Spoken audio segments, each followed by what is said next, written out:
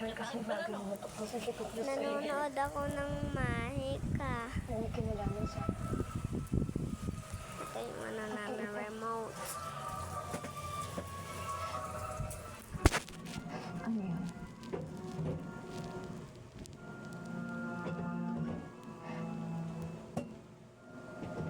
Inisahan ko.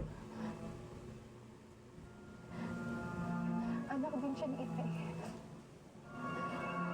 Anak siya ni Itay kay Iloilo. Hindi yung kapatid kami ni Argo.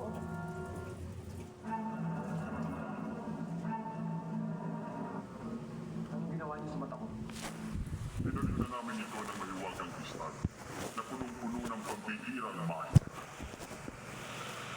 At yun ang gagamitin mo sa pag-activate. Bye guys. So, tulong na ako. Bye.